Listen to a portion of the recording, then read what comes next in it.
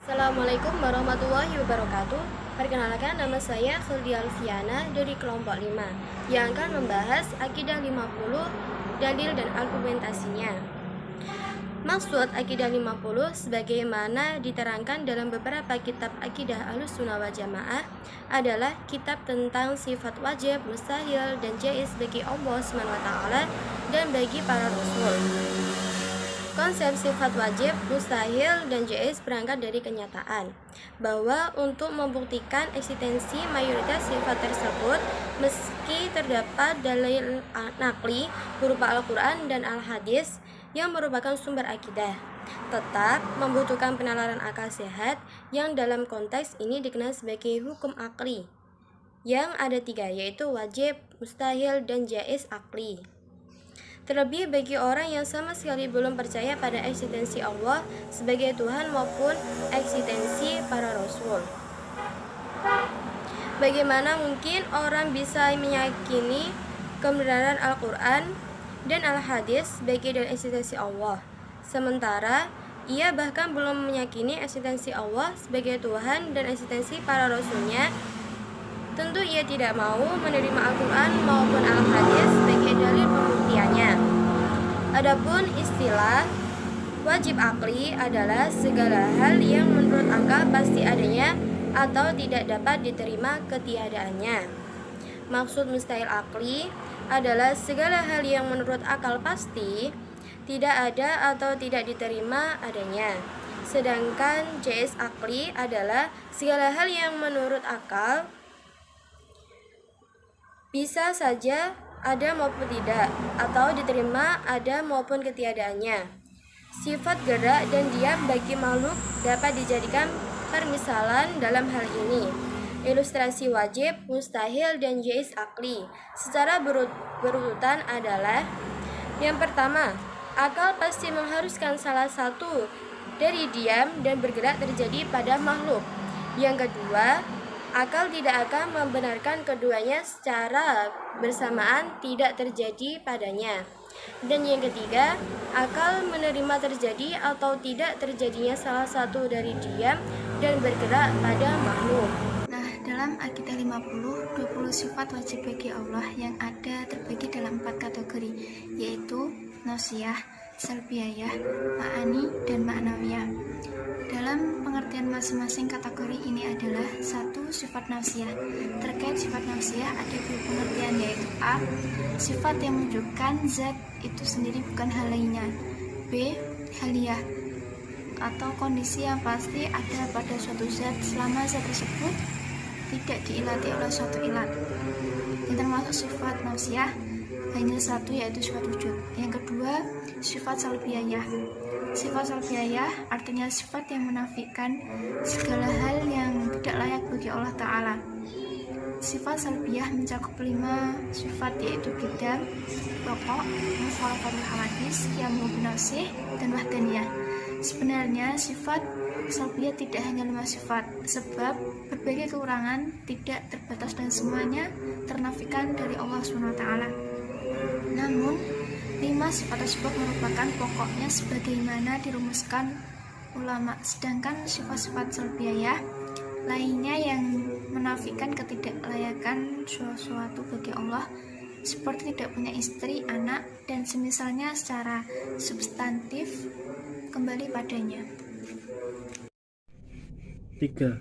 Sifat ma'ani. Sifat ma'ani adalah sifat yang ada pada suatu yang disifati yang otomatis menetapkan suatu hukum padanya, seperti sifat kudrah Allah yang otomatis menetapkan hukum kaunuhu kehadiran atau keberadaan Allah maha mampu atau kuasa. Sifat seperti ini disebut sifat ma'ani yang berarti ada wujudnya atau wujudiyah.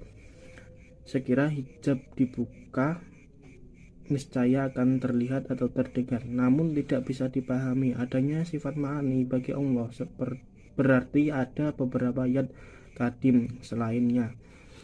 Sebab maksud sifat ma'ani merupakan sifat yang ada pada Allah adalah sifat tersebut tidak lepas dari zat Allah.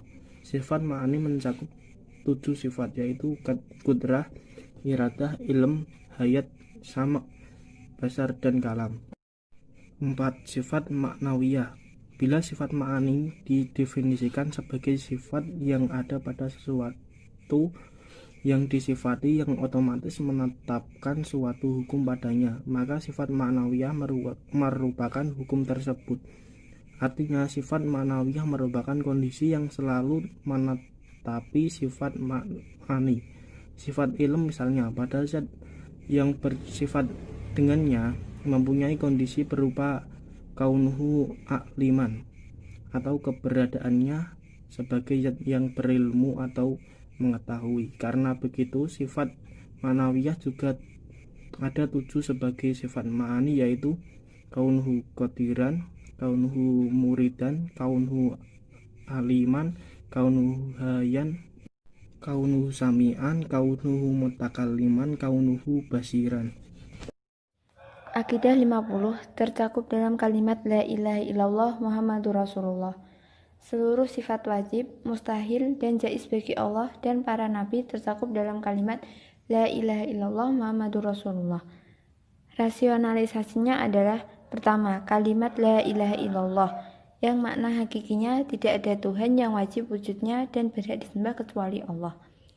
Memastikan makna lain, yaitu ketidakbutuhan Allah terhadap selainnya dan pasti butuhnya selain Allah terhadapnya. Makna ketidakbutuhan Allah terhadap selainnya menetapkan 11 sifat wajib Allah, yaitu wujud, qidam, baqa, muhalafatul hawadisi, qiyamuhu binafsihi, sama, basar, kalam, kaunuhu sami'an, kaunuhu basiron, dan kaunuhu mutakaliman. Sifat mustahil yang menjadi kebalikannya dan sifat jaiz, sehingga jumlahnya ada 23 sifat. Sedangkan makna pasti butuhnya selain Allah terhadapnya menetapkan 9 sifat wajib Allah, yaitu qudrah, iradah, ilmu, hayat, kaunuhu qadiron, kaunuhu muridan, kaunuhu aliman, kaunuhu hayan, dan wahdaniyah. Dan 9 sifat mustahil yang menjadi kebalikannya, sehingga jumlahnya ada 18 sifat. Bila semuanya dijumlah, maka ada 41 sifat. Kedua, kalimat Muhammadur Rasulullah yang makna hakikinya adalah Muhammad utusan Allah, mengandung pengakuan terhadap status Muhammad sebagai Rasulullah Shallallahu Alaihi Wasallam. Pengakuan ini juga memastikan pembenaran pada semua ajaran yang disampaikannya, yang diantaranya adalah 4 sifat wajib, 4 sifat mustahil, dan 1 sifat jaiz bagi para nabi alaihimus salatu wassalam, yang jumlah kesemuanya ada 9.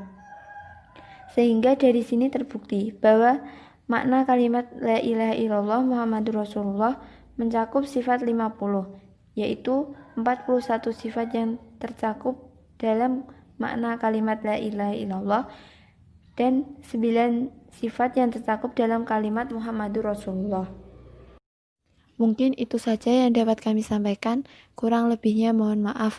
Sekian dari kelompok kami, semoga bermanfaat. Wassalamualaikum warahmatullahi wabarakatuh.